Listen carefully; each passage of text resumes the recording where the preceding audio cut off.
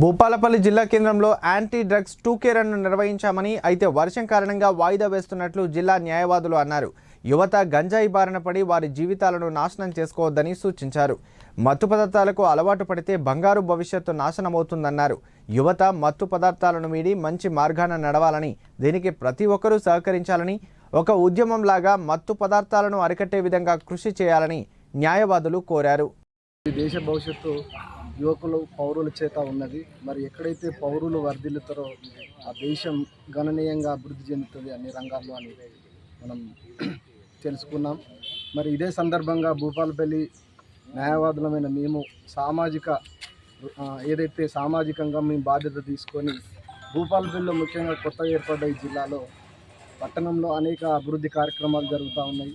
దానిలో భాగంగా యువత ఇక్కడికి వలస రావడం, చుట్టుపక్కల ప్రాంతాల నుంచి గ్రామాల నుంచి కూడా యువకులు పెద్ద ఎత్తున గంజాయి ఏదైతే ఉందో ఆ గంజాయికి సప్లై అంటే గంజాయిని రవాణా చేసే దాంట్లో వాళ్ళు పావులుగా మారుతూ ఉన్నారు.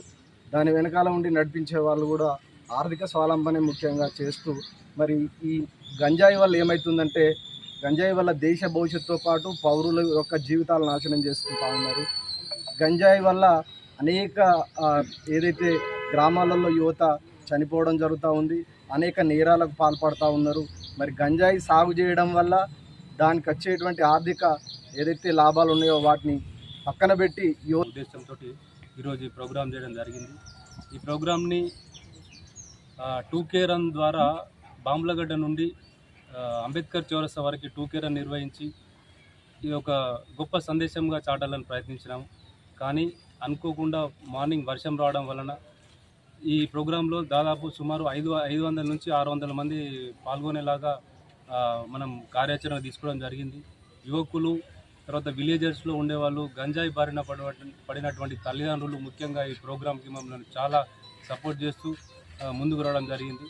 కానీ వర్షం కారణంగా ఈ ప్రోగ్రాంని స్వల్ప కాలానికి వాయిదా వేస్తున్నాం. తర్వాత ఇట్లాంటి కార్యాచరణలు ఇంకా మమ్మల్ని చూసి ఇంకా కొంతమంది కొనసాగిస్తారు. ఆ కొనసాగించే వాళ్ళకి మా మద్దతు ఎల్లప్పుడూ ఉంటుంది. ఈ ప్రోగ్రాంలో అందరం ఇనిషియేట్ తీసుకున్నాము, కానీ ఎవరో ఒకరు పేరు ముందు ఉండాలి కాబట్టి ఆ పేరు మాది ముందుంది. తర్వాత ఈ ప్రోగ్రాం తీసుకున్న తర్వాత ఈ ప్రోగ్రాంలో రమేష్ నాయక్ అడ్వకేటు మొత్తం కార్యనిర్వహణ ఆర్గనైజేషన్ మొత్తం రమేష్ నాయక్ చూసుకొని, కోఆర్డినేషన్ రమేష్ నాయక్ అడ్వకేట్ చూసుకున్నాడు. మా అందరినీ కలిపే దారంలాగా తను ఈ ప్రోగ్రాంలో వివరించిండు.